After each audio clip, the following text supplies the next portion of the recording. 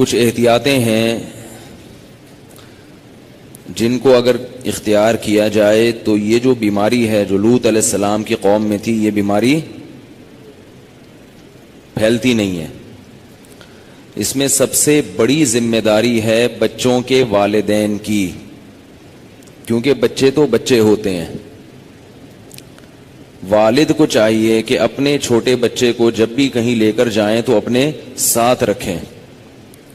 اگر وہ کہیں کھیلتا بھی ہے تو اس پہ نگرانی رکھیں کہ وہ بڑوں میں نہ کھیلے. اور رات میں یہ نگرانی ضروری ہے کہ بچے کو اپنے کزن کے ساتھ ہرگز ہرگز ہرگز نہ سونے دیا جائے ایک ہی بستر پہ. اس کا یہ مطلب نہیں ہے کہ کزن خراب ہوتے ہیں. اگر 10 میں کوئی ایک بھی خراب نکلا تو اس ایک کے شر سے بچنے کے لیے 9 سے مزید احتیاط کی جاتی ہے. مصیبت ہمارے معاشرے میں یہ ہے کہ جب کسی کو یہ کہا جائے نا بھئی یہ کزن ہے اس کے ساتھ بستر پہ نہ سو، تو لوگ کہتے ہیں تو بہت نیک ہے. کل تو میں نے بتایا تھا کہ نیک اور برے کا تو اس سے تعلق ہی نہیں ہے. لیکن اگر مان لو کہ اس میں یہ چیز نہیں ہے تو بھائی پھر تم کل جس سے احتیاط کرو گے وہ کہے گا میں برا ہوں اور وہ اچھا ہے، مجھ سے احتیاط ہوتی ہے اور اس سے نہیں ہوتی. تو اس کا کیا جواب دو گے آپ؟ اس لیے شریعت کا اصول کیا ہے کہ سب سے احتیاط برتی جائے. تو بچے کو کبھی بھی بستر پہ سونے نہ دیا جائے اپنے کزن کے ساتھ. جب بچہ 7 سال کا ہو جائے، 7 سال کے بعد سے احتیاط ضروری ہے. چاہے وہ کزن کتنے ہی نیک ہوں کتنے ہی اچھے ہوں، بھائی ایک اصول ہے، ختم، بستر الگ.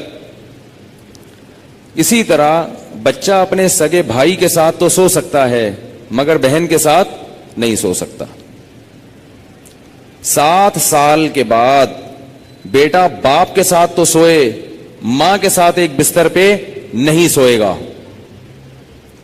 بیٹی ماں کے ساتھ تو سوئے گی، باپ کے ساتھ ایک بستر پہ نہیں سوئے گی.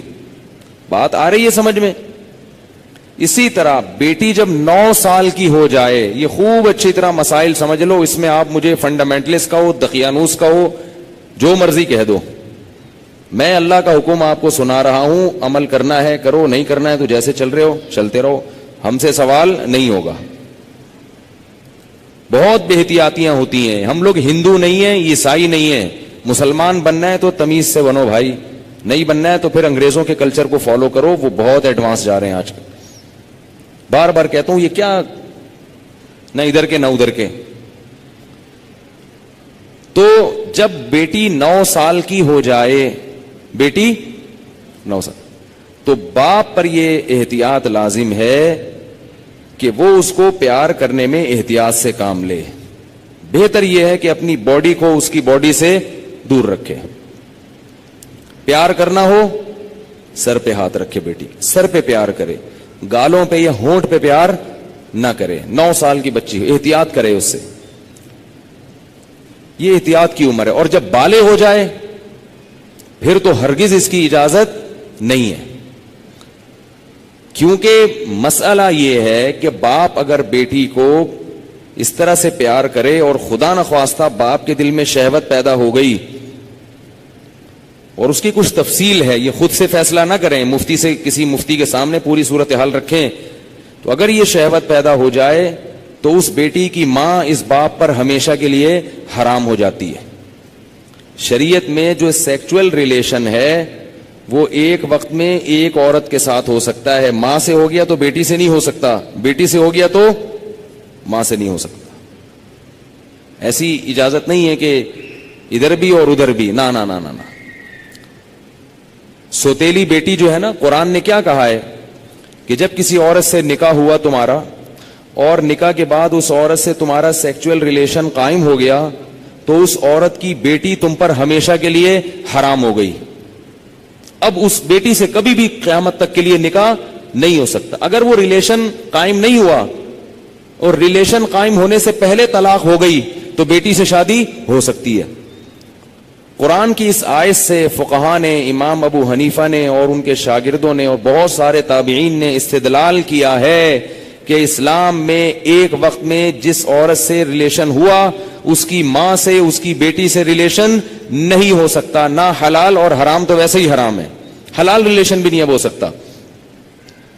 کسی عورت سے جب ریلیشن ہو گیا تو بیٹی سے اب حلال شادی بھی نہیں ہو سکتی, قرآن نے منع کر دیا.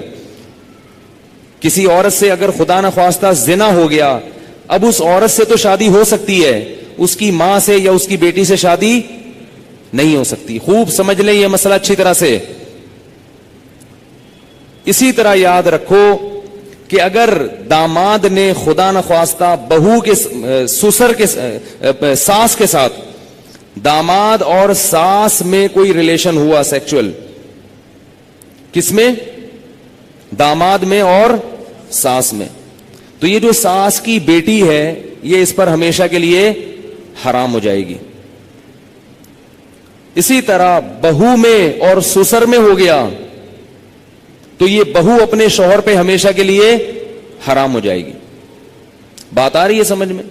اگر کہیں ایسا ہوا ہو تو خود سے فتویٰ نہ دے دیں, کسی مفتی کے سامنے باقاعدہ رکھیں. بعض لوگ خود مفتی بنتے ہیں, اس میں کچھ ڈیٹیل ہے مزید, وہ میں ڈیٹیل اگر بتاؤں گا تو بہت لمبی بات ہو جائے گی.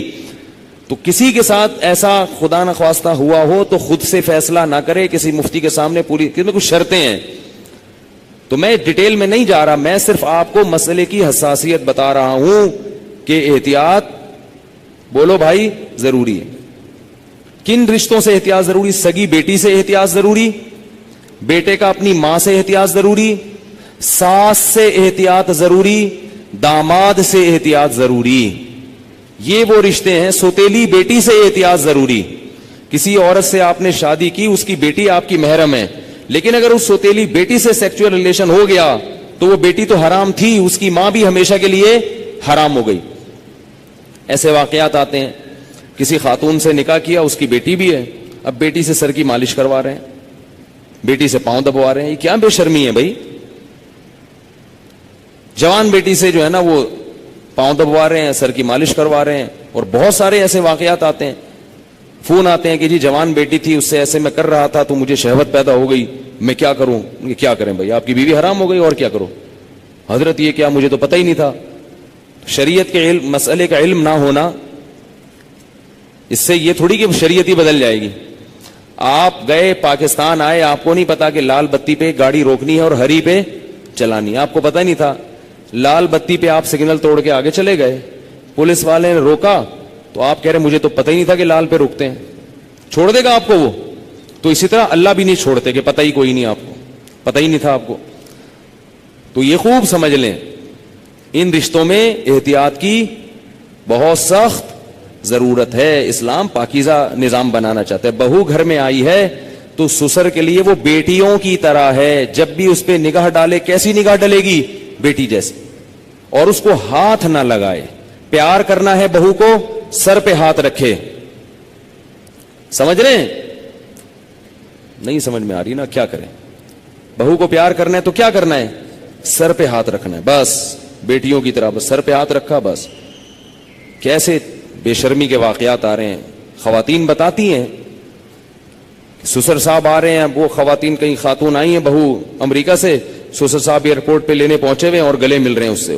بہو کو تکلیف ہو رہی ہے, اس کو شرم آ رہی ہے کہ ہمارے سسر کیا کر رہے ہیں, اس کو شرم محسوس ہو رہی ہے کہ میرے یہ سسر صاحب کیسے ہیں, لیکن وہ بیچاری بول نہیں سکتی. وہ بولے گی تو سسر کیا کہیں گے کہ مجھے باپ نہیں سمجھتی, مجھے باپ مجھ پہ شک کرتی ہے. کیوں بھائی؟ تو سسر کو مسئلہ سمجھا دیں. میں یہ نہیں کہہ رہا کہ وہ بیچارہ غلط ہوگا, ہو سکتا ہے وہ بیٹیوں ہی کی طرح گلے مل رہا ہو, اور ہر ایک کی سوچ غلط نہیں ہوتی, کسی سے بدگمان ہونے کی اجازت نہیں ہے. اصول ہیں بھائی. 100 آدمیوں میں سے ایک اگر غلط ہوگا تو اس ایک غلط کے شر سے بچانے کے لیے مزید 99 کو بھی منع کیا جائے گا. الحمدللہ ہمارے گھروں میں خیر غالب ہے. سسر بہو کو بیٹیاں کی طرح سمجھتے ہیں, بہویں سسر کو باپ کی طرح سمجھتی ہیں. ہمارے معاشرے میں ابھی شر کا عنصر کم ہے, خیر اس معاملے میں الحمدللہ غالب ہے, مگر یہ غالب ہی رہے تو اچھا ہے. اگر یہ بے احتیاطیاں ہوئیں تو خیر کم ہو جائے گی اور شر غالب آ جائے گی. تو اچھے اور خاندانی لوگوں کے ہاں یہی ہوتا ہے کہ بہویں اپنے سسر کے سامنے ذرا لپٹ کے بیٹھتی ہیں, چادر وادر سر پہ لے کے بیٹھتی ہیں, ایک تقدس ہوتا ہے. ایک رشتہ ہوتا ہے. اسی طرح یاد رکھو بہو کے لیے, سسر کے لیے یہ غلط ہے, جائز نہیں ہے کہ وہ بہو کے کمرے میں بغیر پرمیشن کے داخل ہو جائے. یہ بھی ہوتا ہے. سسر صاحب کیا کرتے ہیں, شادی ہوئی ہے, دروازہ کھول کے بہو کے کمرے میں گھس گئے, وہ بیچاری کس حال میں بیٹھی ہوئی ہے, کس حال میں لیٹی ہوئی, اور اس کو غصہ آتا ہے تو کہتے ہیں میں باپ ہوں, میں بھی پرمیشن لے کے آؤں. تو حیا بھی کوئی چیز ہوتی ہے. تو جوان بیٹی کے کمرے میں باپ کو اس طرح نہیں گھسنا چاہیے. بیٹی کا بھی باپ سے کوئی حیا تو ہوتی ہے نا. تو اس لیے ان چیزوں میں احتیاط برتو. ہم کسی پہ الزام نہیں لگا رہے, کسی پہ شک نہیں کر رہے, یہ سارے کیسز ہو رہے ہیں. ایک صاحب کہتے ہیں کہ میرے والد صاحب نے میری بیوی کے لیے چوڑیاں لاتے ہیں تو میری بیوی کا ہاتھ پکڑ کے اس کے ہاتھ میں چوڑیاں ڈال رہے ہیں. وہ صاحب کہہ رہے ہیں مجھے اچھا نہیں لگ رہا کہ میرے ابا میری بیوی کے ساتھ ایسا کیوں کر رہے ہیں. اس کو غیرت آ رہی ہے بیٹے کو کہ یار یہ ابا کیا کر رہے ہیں. کہہ رہے لیکن ابا کو بولو تو ابا کیا کہیں گے, مجھ پہ شک کر رہا ہے, مجھ پہ شک کرتے ہو, میں کوئی برا آدمی ہوں, میں کوئی ایسا ہوں. تو بھائی شک وک کی بات نہیں ہے. ابا کو بتا دو ابا آپ بہت اچھے ہیں, بہت اچھے ہیں, لیکن آپ کو شریعت نے اس کی اجازت نہیں دی ہے کیونکہ اس سے شر پھیل سکتا ہے.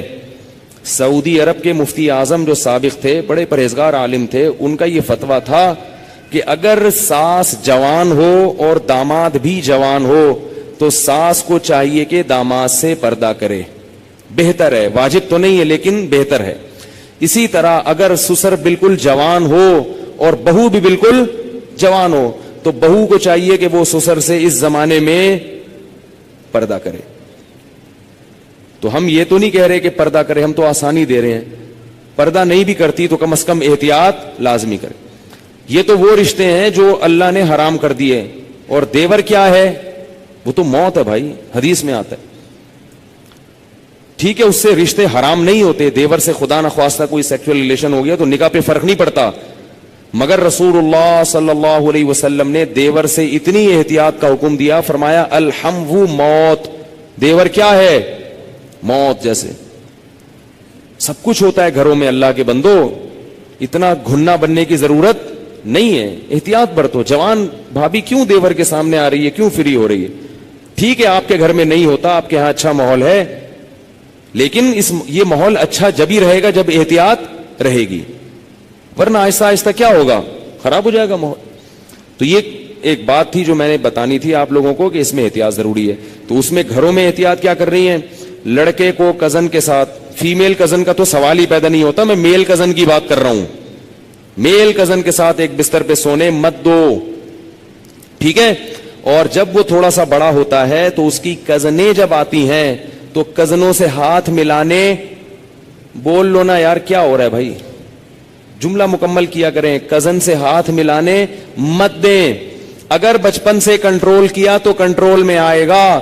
براڈ مائنڈڈ بنانے کی کوشش کی تو خدا کی قسم بہت زیادہ براڈ مائنڈڈ بن جائے گا. اس زمانے میں تھوڑا نہیں ہے کوئی بھی, اس زمانے میں کوئی بھی چیز تھوڑی نہیں ہے. جو براڈ مائنڈڈ ہے نا بہت زیادہ براڈ مائنڈڈ ہے. پھر آپ ساری زندگی بولو گے مولوی صاحب کو دم وظیفہ بتا دو. مجھے لوگ کہتے ہیں وظیفہ بتا دیں بچہ ٹھیک ہو جائے. کہتا ہوں وظیفوں سے بچے ٹھیک نہیں ہوتے. وظیفوں سے بچے ٹھیک ہوتے نا تو پھر تو دنیا میں کوئی شر پھیلتا ہی نہیں. بچے ٹھیک ہوتے ہیں تربیت سے. ہر چیز عاملوں پہ ڈالی ہوئی ہے, وظیفے وظیفے بھی وہ عامل بتائے گا, اس سے اپنے بچے نہیں سنبھل رہے, تمہارے بچے کہاں سے وظیفے. جو عامل تمہیں بتایا نا یہ وظیفہ پڑھ لو تو بچہ ٹھیک ہو جائے گا, اس سے بولو تمہارے ٹھیک ہو گئے, تمہارے ٹھیک ہو گئے کیا. تربیت کرو اللہ کی بندو. یہ جو چیزیں بتا رہا ہوں میں, پھر بھی بگڑتا ہے تو آپ سے سوال نہیں ہوگا. ہم اسباب کے مکلف ہیں, اور پھر ان کے لیے رات کو اٹھ کے دعا مانگو اولاد کے لیے.